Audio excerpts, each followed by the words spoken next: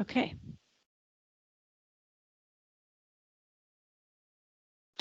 So here we go. Next, objectives. Wait, I think I have to do this. Interpret data in tables and graphs. Recognize equations that summarize data. Distinguish between conventions for abbreviating units and quantities. Use dimensional analysis to check the validity of the equations and perform order of magnitude calculations.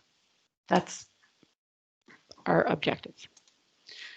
So math and physics are very closely related. Physics is like phenomena. Math is like the language. Tables, graphs, and equations can make data easier to understand.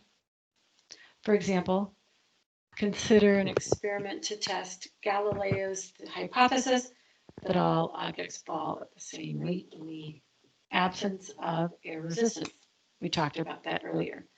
In that experiment, a table, tennis ball, and a golf ball are dropped in a vacuum. The results are recorded as a set of numbers corresponding to the times of the fall and the distance each ball falls. And a convenient way to organize the data is to form a table as shown on the next slide. So if you did do this experiment, here's all your math, here are your columns. A clear trend can be seen in the data. The more time that passes after each ball is dropped, the farther the ball falls. Okay, and so we'll be looking at graphs, and we'll be doing our one method for analyzing the data is to construct a graph of the distance the balls have fallen versus the elapsed time they were released. Again, this is page 21 on your book now. You should be able to see the graph shows the relationship between time and distance. The farther it goes, the higher it goes. The further. Next. Okay, so if you want to interpret a graph, I need to go here and grab it. Yes, I'm fine. And then I need to do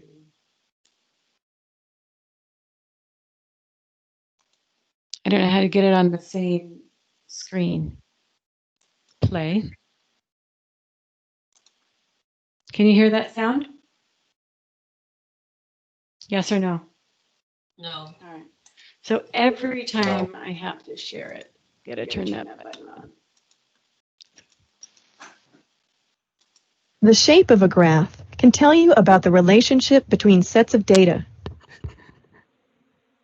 This graph shows a linear relationship.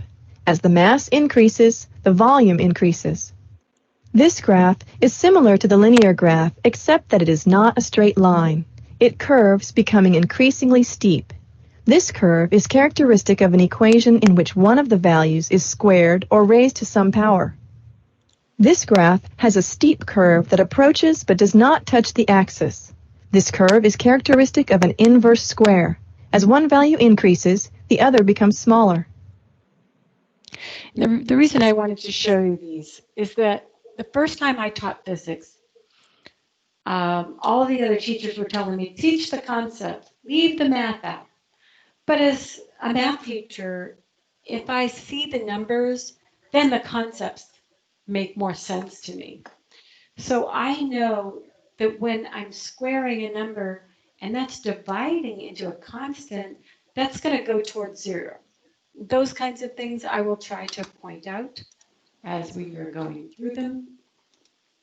I got to go back to the other ones. Okay, interpreting graphs. Physics equations. They describe measured or predicted relationships between physical quantities. Variables, those are the numbers that can vary, and other specific quantities are abbreviated with letters that are bold or italicized. Pay attention to those. Units, we talked about the other day, abbreviated with regular letters and sometimes called Roman numeral or Roman letters. And then two tools for evaluating equations are dimensional analysis, which started last week, and order of magnitude estimates. And that's with scientific notation. So here's an equation. from a drop to ball experiment. Change in position equals 4.9 times time in seconds squared. So anytime we see the word change, we're going to use this delta.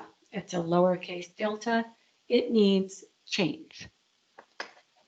We can also write this as time in seconds, meaning the changing time. Okay, so change in time is delta t. Change in position is delta y. If you want to know like the change in horizontal distance, since the x-axis goes sideways, we would do delta x. So you're going to use that all year. Make sure you put that in your notes. Change it. This equation allows you to reproduce the graph and make predictions about the change in position for any time. Again, we talked about science being able to predict what's going on next. Right? We're going to try another visual concept here. I'm going to switch the screen.